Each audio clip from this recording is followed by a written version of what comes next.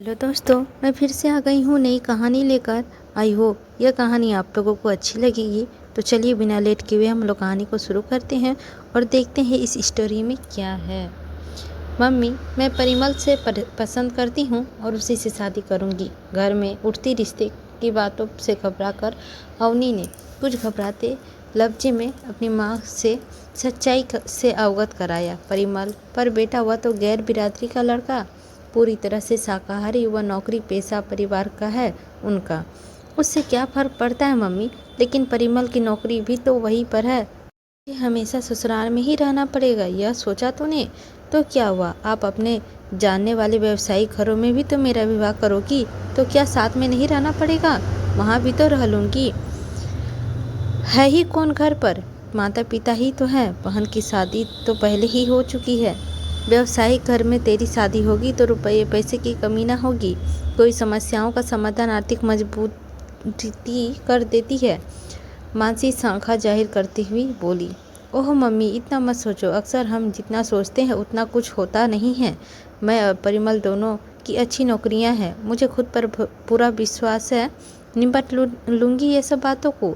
आप तो बस पापा को मनाओ, क्योंकि परिमल के अलावा किसी दूसरे से विवाह मैं नहीं करूँगी।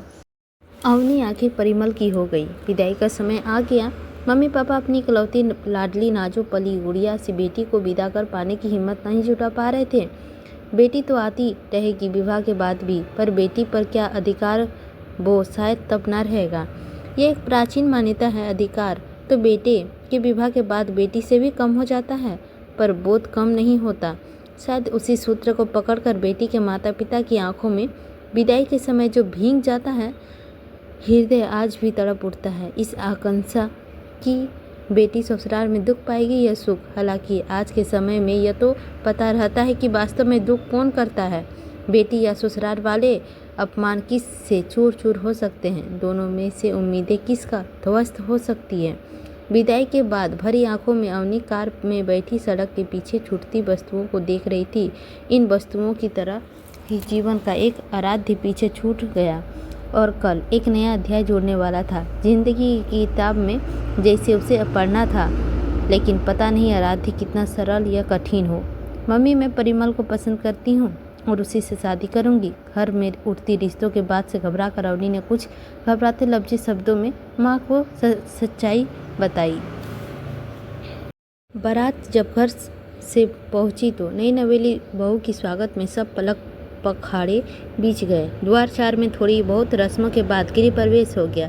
पंडित जी भी अपनी दक्षिणा पाकर धूम दबाकर भागे और घर पर इंतजाम करते बैंड वाले भी अपना कर्तव्य पालन कर भाग खड़े हुए। बारात की दिल्ली पहुंचते ही रातों रात 8 बजे बज ही गए होंगे। खाना तैयार था। अधिकांश बाराती तो रास्ते में ही इधर उधर हो लिए थे। करीबी रिश्तेदार जिन्होंने घर तक आने की जरूरत महसूस की थी भी खाना खाकर जाने की उद्यत हो गए थे। परिमल की माँ सुजाता ने सबको भेंट वगैरह देकर रुखसत कर दिया।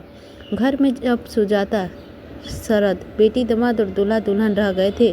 दामाद की नौकरी तो दूसरे शहर में थी, पर घर अस्थायी था, इसीलिए बेटी दामाद भी अपने घर पर चले गए। परिमल, तुमने तो होटल में कमरा बुक किया हुआ है, तुम भी निकल जाओ। तुम्हारे दोस्त तुम्हें छोड़ देंगे और ड्राइवर तुम्हारे दोस्तों को घर छोड़ता हुआ चला जाएगा। काफ़ी देर हो गई है, आराम करो। सरल बोलो। परिमल बहुत थका हुआ था। इतने थके हुए में दोनों को उनका होटल जाने का भी मन नहीं हो रहा था। यहीं सो जाते हैं पापा, मेरा कमरा खाली ही तो है, घर में कोई मेहमान भी नहीं है। सुजाता चौंक गई। मन ही मन सोचा, नहीं बहू क्या सोचेगी। नहीं नहीं, तुम्हारा कमरा तो बहुत अस्त व्यस्त है, आज तो होटल चले जाओ, कल सब कुछ व्यवस्थित कर दूंगी, सुजाता बोली। परिमल दुविधा में सोफे पर बैठा रहा और साथ में अवनी भी थकान के मारे आंखें मूंद रही थी। मायके की बात होती तो सारा तामझाम उतार कर शॉर्ट्स और टी शर्ट पहन के फुल एसी पंखा खोल के चित सो जाती, लेकिन यहाँ तो कुछ ऐसा नहीं हो सकती, इसीलिए चुप बैठी थी। जाओ परिमल, ड्राइवर इंतजार कर रहा है, चलो अवनी। थके मंदे अवनी ने परिमल थके शरीर को धकेल कर कार पर बैठा लिए। अवनी का दिल कर रहा था पीछे सर टिकाए और सो जाए। शादी से पहले ही उसके पापा ने उसकी मम्मी से कहा था कि अवनी व परिमल की दिल्ली से देहरादून का फ्लाइट का टिकट करवा देते हैं। रोड की 7-8 घंटे कि जर्नी उन्हें थका देगी, लेकिन भारतीय संस्कार आड़े आ गए। इसीलिए मानसी बोली, शादी के बाद अवनी उनकी बहू है, वे उसे ट्रेन से ले जाएं, कार से, जब बैलगाड़ी से ले जाएं या फिर फ्लाइट से, हमें बोलने का कोई हक नहीं। सुनकर अवनी मन ही मन मुस्कुराती थी। वाह भाई, भारतीय परंपरा। सड़क मार्ग से यात्रा करने से मेरी तबीयत खराब होती है, इसीलिए मुझे उल्टी की दवाइयाँ खाकर जाना पड़ेगा। लेकिन बेटी को चाहे कितनी भी ऊंची शिक्षा दे दो और वह कितने भी बड़े पद पर कार्यरत क्यों न हो, एक ही रात में ही उसके मालकिनों का अदला बदली कैसे हो जाती है, उस पर अधिकार कैसा बदल जाता है। उसकी खुद की भी कोई मर्जी है, खुद भी तो कोई तकलीफ है, खुद का भी कोई निर्णय है। यह विषय में किसी भी जानना नहीं चाह रहा। लेकिन उसकी शादी होने जा रही थी। वह बहुत मुश्किल में 1 महीने की छुट्टी ले पाई थी, 20 दिन विवाह से पहले और 10 दिन विवाह के बाद। लेकिन उन 10 दिनों की कशमकश थी। उसे ससुराल के शादी के बाद कुछ ज़रूरी रस्मों में भी शामिल होना था और हनीमून ट्रिप पर भी जाना था। बहुत टाइट शेड्यूल था। शादी से पहले ही छुट्टियां भी ज़रूरी थी। उसे शादी की तैयारियां करने के लिए समय नहीं मिल पाया था। ऐसा लग रहा था शादी भी ऑफिस के ज़रूरी कार्यों के लिए तरह ही निपट रही है। शायद वे दिनों 1 महीने के लिए किसी प्रोजेक्ट को पूरा करने आए हुए थे। ऊपर से मम्मी का उपदेश सुनते सुनते वह तंग आ गई थी। बहू को ऐसा नहीं करना चाहिए, बहू को वैसा नहीं करना चाहिए, ऐसा रहना वैसा रहना, चिल्ला कर बात नहीं करना चाहिए, सुबह उठना, ऑफिस से आकर थोड़ी देर सास ससुर के पास बैठना, किचन में जितनी बन पाए मदद करना। एक दिन सुनते सुनते वह भन गई। मम्मी जब भैया की शादी हुई थी तब भैया को भी यही सब समझाया था। स्त्री पुरुष की समानता का जमाना है, भाभी भी तो नौकरी करती है, भैया को भी सब कुछ वही करना चाहिए जो भाभी करती है। मसलन उनके माता पिता, भाई बहन, रिश्तेदारों से अच्छे संबंध रखना, किचन में मदद करना, भाभी से उसी स्वर्ग में बात ना करना, ऑफिस के बाद हर हफ्ते में भाभी और मम्मी पापा को 2-3 बार बात करना और सुबह उठ के भाभी के साथ मिलजुल कर काम करना आदि। लड़की को यह सब क्यों सिखाया जाता है? उसके बाद मम्मी ने निर्देश कुछ बंद हुए थे। मन ही मन मम्मी पर दया आ गया। गलती मम्मी की नहीं, मम्मी की पीढ़ी की है, जो नई पुरानी पीढ़ी के बीच जूझ रही है। उच्च शिक्षित लेकिन अधिकार आत्मनिर्भर नहीं रही, इसीलिए कई तरह के अधिकारों से वह वंचित भी रही। उस शिक्षा के कारण गलत सही भले ही ना समझी, नए विचारों को अपनाने में भले ही लेट कर जाती हो, लेकिन गलत को गलत बोलती नहीं है। नए विचारों को अपने आचरण में लाने की हिम्मत ही नहीं करती। यहाँ तक कि मम्मी की पीढ़ी की आत्मनिर्भर महिलाएं भी नई पुरानी विचारधारा के बीच जूझती, नई पुरानी परंपराओं के बीच पीसती रहती। फुल होम कर्स के शायद आखिरी पीढ़ी थी जब आप समाप्त होने के कगार में आ गई थी।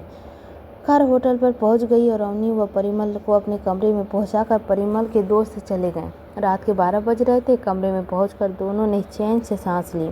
दोनों प्रेमी पिछले 4 सालों से इस रात का बेसब्री से इंतजार कर रहे थे, लेकिन थके शरीर नींद के आगोश में जाना चाहते थे। दोनों इतने थके हुए थे कि बात करने का मूड भी नहीं था। शादी के 3 दिनों तक चली परंपरावादी प्रक्रिया ने उन्हें बुरी तरह से थका दिया था। ऊपर से देहरादून से दिल्ली की भीड़ के कारण 8-9 घंटे सफ़र। दोनों उल्टे सीधे कपड़े बदल के औधे-मुँह सो गए। सुबह देहरादून व दिल्ली के दोनों घरों में सभी देर से उठे, लेकिन 10 बजते बजते सभी उठ गए। बेटी की विदा पर बेटी की माँ आज भी चैन से कहाँ रह पाती है, चाहे वह लड़के का बचपन से ही क्यों न जानती हो। 12 बजे से मानसी से रहा नहीं गया। उन्होंने अवनी को फ़ोन मिला दिया। गहरी नींद के सागर में गोते लगा रही अवनी फ़ोन की घंटी सुनकर बड़ी मुश्किल से जगी। परिमल भी झुंझला गया। स्क्रीन पर मम्मी का नाम देखकर मोबाइल ऑन करके कानों में लगाया। कैसी है मेरी अन्नी? सो रही है, मरी नहीं है, अवनी झुंझला कर बोली। इतनी सुबह क्यों फ़ोन किया? मम्मी को तो बुरा लगा ही, पर बोली सुबह कहाँ है, 12 बज रहे हैं। कैसी है? अरे कैसी है मतलब, कल 12 बजे तो आई हूँ देहरादून से, आज 12 बजे तक क्या हो जाएगा? मुझे हमेशा ही तो आती हूँ नौकरी पर छुट्टियों के बाद, तब तो आप फ़ोन नहीं करती। आज ऐसा क्या ख़ास बात हो गई? कल मैसेज कर तो दिया था पहुँचने का। मानसी निरुष्ट हो गई। चुप हो गई। अभी मैं सो रही हूँ, फ़ोन रखो, आप जब उठ जाऊँगी तो खुद मिला लूँगी, कहकर अवनी फ़ोन रख दिया। मानसी की आंखें भर आई। आज की पीढ़ी की बहू तटस्थता की दुख देती ही है, पर बेटी की तटस्थता तो दिल चीर कर रख देती है। यह असंवेदनाशील मशीनी पीढ़ी तो किसी से प्यार करना जैसे जानती ही नहीं। जब माँ को ऐसे जवाब दे रही है तो सास को कैसे जवाब देगी। मानसी एक शिक्षित गृहिणी थी और सास सुजाता की उच्च शिक्षित कामकाजी महिला। वे केंद्रीय विद्यालय के विज्ञान की अध्यापिका थी। सुबह 7:45 बजे घर से निकलती और 4:30 बजे घर पहुंचती। सरस रिटायर हो चुके थे, लेकिन सुजाता का रिटायरमेंट में अभी 3 साल बाकी था। सुजाता आधुनिक जमाने की उच्च शिक्षित सास थी। कभी कार कभी स्कूटी चलाकर स्कूल जाती, लैपटॉप पर उंगलियां चलाती और जब किचन के हर तरह का खाना बनाती, काम वाली के आने पर बर्तन धोती, झाड़ू पोछा करती और उनके ये सब गुण का पता न चलते सरस एक पीढ़ी पहले ही अपनी पत्नी की कामकाजी होने के बावजूद गृह कार्य में मदद करने में अपनी हेड़ी समझते हुए पत्नी को सब कुछ हाथ में मिल जाने की उम्मीद करते। सुजाता सिर्फ शारीरिक रूप से नहीं, मानसिक रूप से भी व्यस्त थी। नौकरी में व्यस्तता के कारण उनका ध्यान दूसरी कई फालतू बातों की तरफ नहीं जाने पाता था। दूसरा सोचने में आयाम बहुत बड़ा था। कई बातें उनकी सोच से रुकती ही नहीं थी। सुजाता सिर्फ शारीरिक रूप से नहीं, मानसिक रूप से भी बहुत व्यस्त थी। इधर उधर की फालतू बातें वो कभी नहीं सोचती थी। कई बातें तो उनकी सोच में रुकती ही नहीं थी। 2 बज गए थे, लंच का समय हो गया था। बच्चे अभी होटल से आए ही नहीं थे। सरस ने 1-2 बार फ़ोन करके पेशकश की, पर सुजाता ने सख्ती से मना कर दिया। उन्हें फ़ोन कर डिस्टर्ब मत करना। तुम्हें भूख लग रही होगी सरस, तो हम खाना खा लेते हैं, बच्चों का इंतज़ार कर लेते हैं। बच्चे तो अब यहीं रहेंगे, थोड़ी देर और देखते हैं, फिर खा लेते हैं। ना उन्हें बांधो ना खुद बंधो, वे आएंगे तो उनके सब कुछ मीठा खा लेंगे। सुजाता ने जोर देने पर थोड़ी देर बाद सुजाता व सरस ने खाना खा लिया। बच्चे 4 बजे तक करीब आए। वे सोकर ही 2 बजे उठे थे, अब कुछ फ्रेश से लग रहे थे। उनके आने के बाद घर में चहल पहल सी हो गई। सरस और सुजाता को लगा बिना मौसम बाहर आ गई। सुजाता को अपना कमरा व्यवस्थित कर दिया था। बच्चों का भी होटल जाने का कोई मूड नहीं था। परिमल भी अपने ही कमरे में रहना चाहता था, इसीलिए वे अपनी अटैची साथ लेकर आ गए थे। थोड़ी देर बाद घर में रौनक कर खाना खाकर बच्चे फिर अपने कमरे में समा गए। अवनी अपनी मम्मी को फ़ोन करना फिर भूल गई। बेचैनी में मानसी का दिन नहीं कट रहा था। दोबारा फ़ोन मिलाने पर अवनी की सुबह की डांट याद आ रही थी, इसीलिए थक हार कर समधिन सुजाता को फ़ोन मिला दिया। थकी हुई सुजाता भी लंच के बाद नींद की सागर के गोते लगा रही थी। घंटी की आवाज़ सुन बड़ी मुश्किल से आंखें खोलकर मोबाइल पर नजरें गड़ाए समधिन मानसी का फ़ोन देखकर हड़बड़ा कर उठकर बैठ गई। हेलो, वे आवाज़ में संयंत्र और नींद की खुमारी का बाहर खींचती हुई बोली। हेलो सुजाता जी, लगता है आप डिस्टर्ब कर दिया हमने। दरअसल अवनी ने फ़ोन करने को कहा था, पर अभी तक किया नहीं। ओह, अवनी अपने कमरे में है। बच्चे 4 बजे ही आए हैं होटल से, खाना खाकर कमरे में गए हैं। फ़ोन करना भूल गई होगी शायद। जब बाहर आएगी तब मैं याद दिला दूंगी। जी हाँ। बेटी की सुबह से डांट में चूर्ण मानसी सुजाता से भी संभल कर वह धीमी आवाज़ से बात कर रही थी। सुजाता की हृदय द्रवित कर हो गया था। बेटी की माँ ऐसी ही होती है। बेटी की याद आ रही थी। वो स्नेह से बोली, हाँ आ तो रही है। मानसी की आवाज़ भावनाओं की दबाव से नम हो गई थी, पर वे आजकल के बच्चे माता पिता के भावनाओं को समझते ही कहाँ हैं। सुबह की घटनाओं से व्यवस्थित मानसी बोल पड़ी, नहीं नहीं, ऐसी कोई बात नहीं। दरअसल बच्चों के जीवन के उलझने के लिए बहुत कुछ है और माता पिता के जीवन में सिर्फ बच्चे, इसीलिए ऐसा लगता है। अवनी बहुत प्यारी बच्ची है, लेकिन अभी नई नई शादी है ना, इसीलिए आप चिंता मत कीजिए।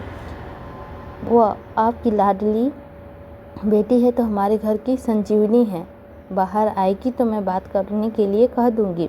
ठीक है, कहकर मानसी ने फ़ोन काट दिया। सुजाता की नींद में मानसी ने फ़ोन उठ तो गई थी, सरस की आवाज़ से उठ गए थे, इसीलिए वह उठकर मुंह हाथ धोकर चाय बनाकर ले आए। बच्चे दूसरे दिन हनीमून पर निकल गए। वापस आए तो कुछ दिन अवनी घर देहरादून चले गए। इसी बीच सुजाता की छुट्टी खत्म हो गई। बच्चे वापस आए तो उनकी छुट्टियां खत्म हो गई थी। दोनों के ऑफिस शुरू हो गए और दोनों अपनी दिनचर्या में व्यस्त हो गए। वैसे तो सुजाता बहुत ही आधुनिक विचार की कामकाजी सास थी, पर वे इस नई पीढ़ी को नवविवाहित जीवन की शुरुआत करते हुए आश्चर्य और कुतूहल से देख रही थी। इन बच्चों की दिनचर्या में उनका मोबाइल व लैपटॉप के अलावा किसी के लिए जगह नहीं था। उनके ऑफिस के संबंधी अधिकार काम तो मोबाइल से ही निपटते थे, बाकी बचे लैपटॉप से।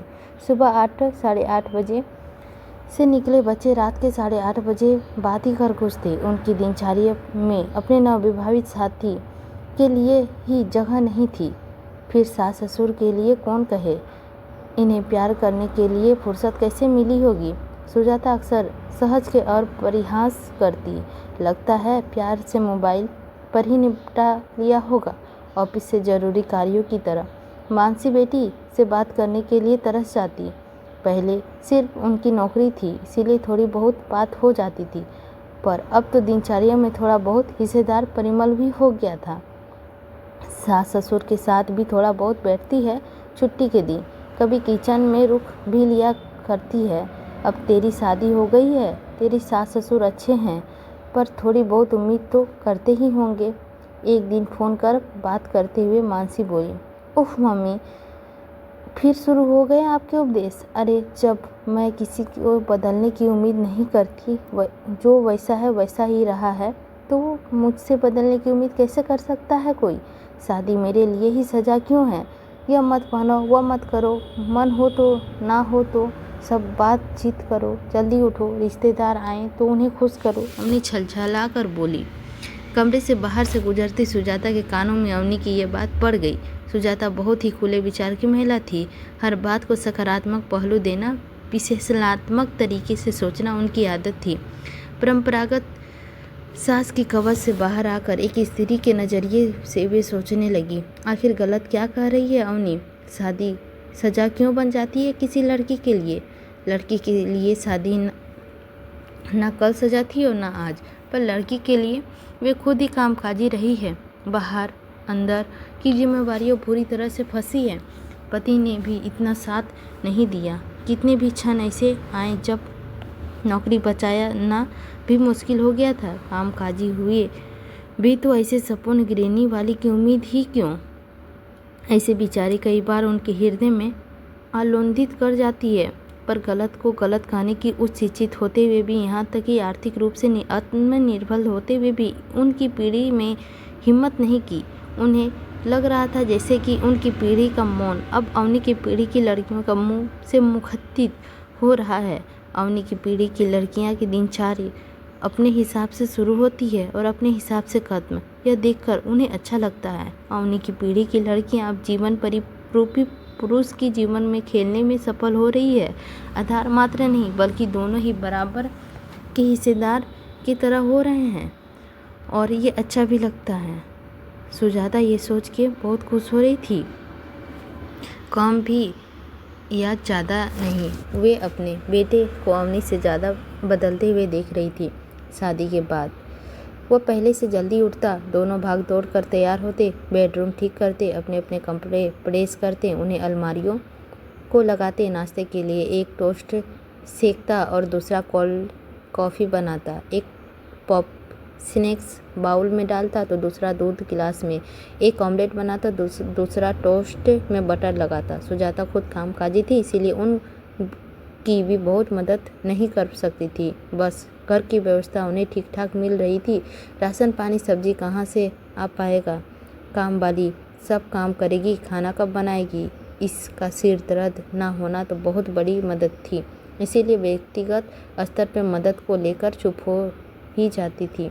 लेकिन परिमल को हर कदम पर अवनी के साथ वह स्वतंत्रता देखकर सुजाता को अपना जीवन व्यस्त जाया जाने जैसा लगता। वे खुद तो कभी नौकरी व घर के बीच पूरी नहीं कर पड़ी, ऊपर से सारे रिश्ते नाते। अवनी को तो रिश्ते नाते निभाने की कोई फिक्र ही नहीं थी, यहाँ तक कि उसकी ना तो सोच जाती और ना ही उसका समय था।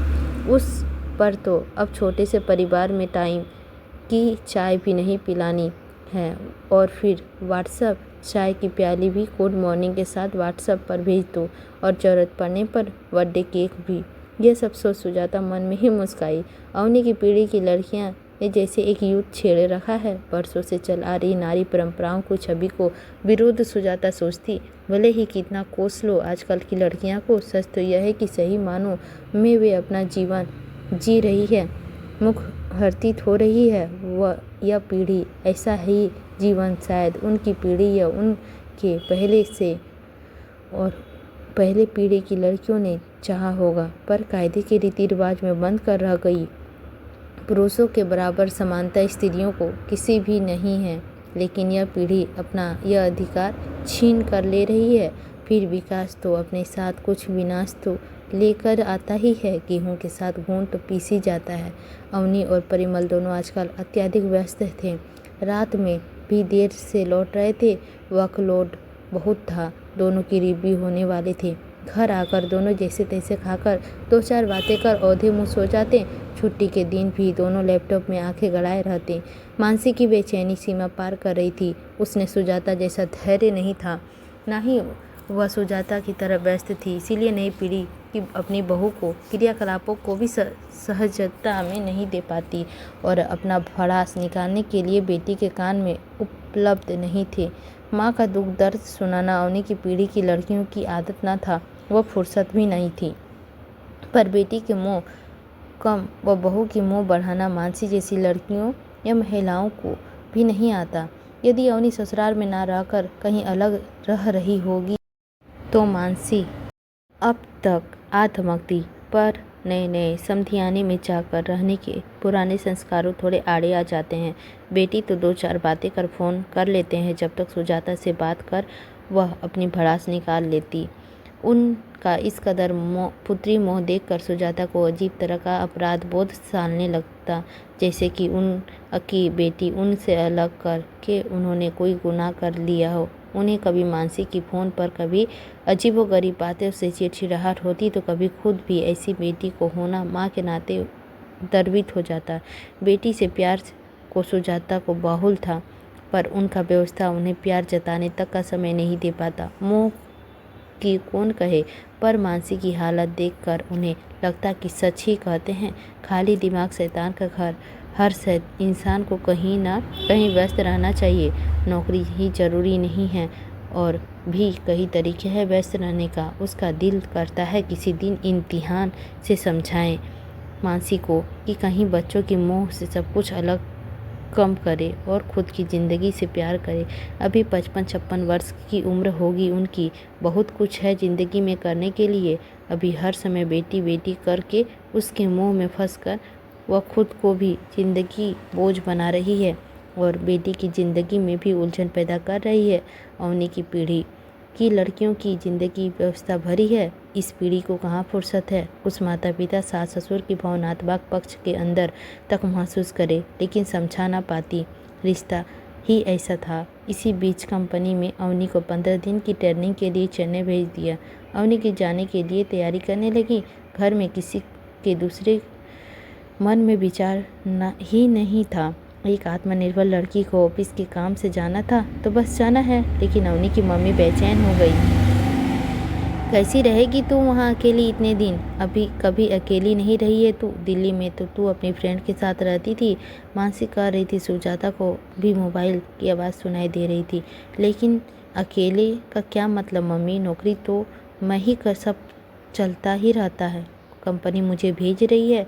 आप हर समय चिंता में क्यों डूबी रहती हो? ऐसा करो आप और पापा कुछ दिनों के लिए कहीं घूम आओ, या ऐसा करो गरीब बच्चों का इकट्ठा करके अपना घर में पढ़ाना शुरू कर दो। अवनी भिन्नता से बोली। अवनी की बात सुनकर सुजाता की हंसी छूटने लगी। तू हर समय बात टाल देती है।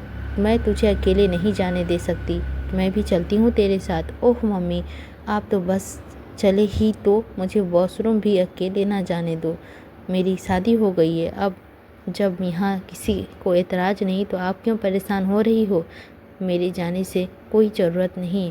माँ की चिंता तो क्या जाने, जब माँ बनेगी तब समझेगी। मानसी की आवाज़ भर आई। माँ अगर इतनी चिंता करती हो तो मुझे माँ ही नहीं बनाना। ना रहेगा बाँस ना बजेगी बाँसुरी। मैं फ़ोन ऑफ कर रही हूँ, मुझे ऑफिस का ज़रूरी काम ख़त्म करना है। अच्छा फ़ोन ऑफ मत करना, ज़रा मम्मी से बात करा अपनी। अवनी ने फ़ोन सुजाता को पकड़ा दिया। आज मानसी से बातें कर सुजाता का दिल किया कि बुरा ही मान जाए मानसी, पर वे अब चुप रहेगी, अपनी बात खोल कर रहेगी। वे फ़ोन पर बात करते करते अपनी कमरे में आकर बैठ गई।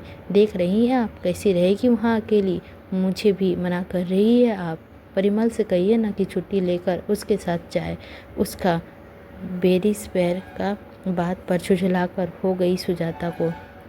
परिमल के पास इतनी छुट्टी कहाँ है मानसी, और फिर यह भी शुरुआत है। जैसे तैसे नौकरी कि समय होता जाएगा, ऐसे ऐसे मौके भी आते रहेंगे। आप चिंता क्यों कर रही है? आप तो उस शिक्षा दी है ना बेटी को, तो कुछ अच्छा करने के लिए, ना घर बैठने के लिए ही नहीं। समझदार और आत्मविश्वासी लड़कियां हैं आजकल की। इतनी चिंता करना छोड़ दीजिए। आप भी कैसे बात कर रही हैं आप? कैसे छोड़ दूं चिंता?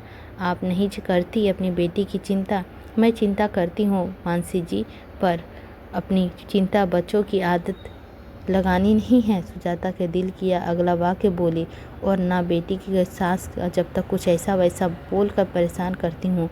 पर स्वर को संभालते हुए बोली, बच्चों को अपनी ज़िंदगी है, यदि बच्चे अपनी ज़िंदगी में खुश है तो बस माता पिता को चाहिए कि दर्शक बनकर उनकी खुशी को निहारे और खुद को व्यस्त रखें। आज की पीढ़ी बहुत व्यस्त है, इनका तुलना अपनी पीढ़ी से मत कीजिए।